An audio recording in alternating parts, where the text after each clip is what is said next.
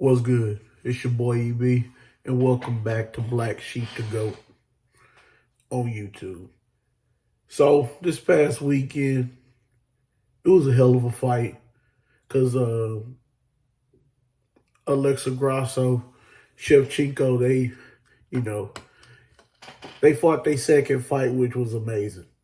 I really enjoyed it. I enjoyed the whole card. That whole card was actually good, you know. So now, the way it looked to me that Valentina was just trying to do enough to survive. That's personally to me. Yes, she was taking her down. She was doing what she had to do. But she mostly fought off the back foot and she was very defensive. Even when she was on the ground, she wasn't trying to engage too much. She had you know, a couple submission attempts, cool here, but most of the fight for Valentina was very, very passive to me, and it just seems like she was just trying to do enough. If y'all remember, the first fight didn't go well because she got choked out. I can't remember which round it was, but she got strangled. And if you look on the other side of the coin, it would make sense to fight passive. You don't want to get in a dogfight with Grasso. That's proven. She's a damn good wrestler. You got to stay on top to neutralize her. You can't use your jujitsu. No, she will smother you. She will choke you out. She will make you tap. She will do all them things to make it uncomfortable. But one thing I noticed about Grasso, the power was very different. It was very different. By the way, I'm going to make this quick, guys. But the power was very, very different. If you notice when Grasso landed shots, especially I want to say the rounds that she won, which was I can't remember. I know it was 2-2 going into the fifth. I can't remember which round she won. I didn't even look into that. But anyway, the round she won, it was she had dynamite in her hands. And that motherfucking right hand was finding its home on Shevchenko's face. Let's just be, that's the best way I can put it. I can't even put it artsy if I really want to. So, now, if you look on the bad side of the court for Grasso, she got taken down by somebody that's not even, to me, that's not even a grappler. You know, she got taken down so much. And you can't have that because that's not even Valentina's strong suit. She's more of a Muay Thai kickboxer, Muay Thai kickboxer type. So what I'm trying to say is, if you're going by just pure technical and defensive prowess, very straightforward 1-2s, kicks to the legs. You know, Shevchenko, she was doing all of that.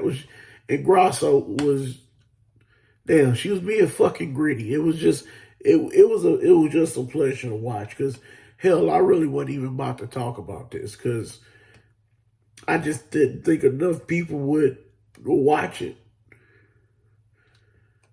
But I'm wrong. I was wrong.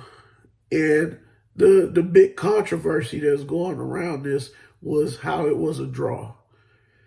To me, that decision was absolute bullshit. How dare you not give her, how dare they not give Grasso the win? But before I get on to that, Shevchenko, the comment she said, yeah, I wasn't a big fan. That because it was, something had to do with the Mexican heritage she had home cooking and all that malarkey. But Valentina didn't do enough to win to me.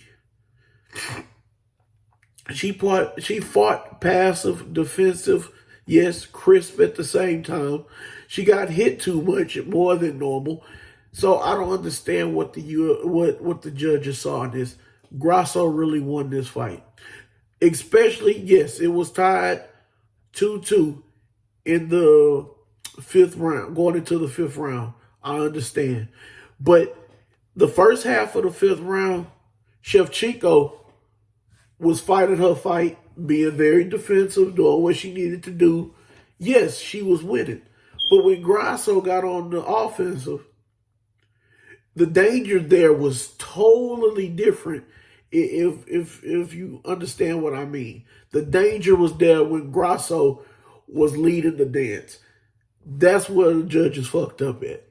Because that second half of the fifth round, when Grasso turned it up, let's be honest, it was about maybe once or twice that she could have won this fight. Every time Grasso was aggressive, she did more damage. She dealt more damage. I don't understand how these judges look at these fights. Well, first of all, half of them are boxing judges, and then they don't know what the fuck they're looking at, first of all. But still, they got this so wrong. They want to call it a draw. That is complete, utter bullshit. Now, just, put my conspiracy hat on. I really believe the UFC has, I really believe sometimes they have influence and collaborate with certain outcomes. Because you could talk about Demetrius Johnson, you could talk about a bunch of shit. I'm not going to even go into that. But just think of this. UFC 300 is coming up in April. It's already September. I have a theory that's going to be the next fight. Grasso, Shevchenko, 3, UFC 300. I think it's in April. I ain't sure about the date, but I'm pretty positive they shooting for that for UFC 300. And that's just me speculating, but I really think that's what's next, and I think why that decision, because going into a trilogy for one of the biggest cards, that's going to have a lot of eyeballs watching UFC 300. Shevchenko is amazing, one of the best ever. Grasso got the best of her, strangled her. But shit, I'll talk to y'all later.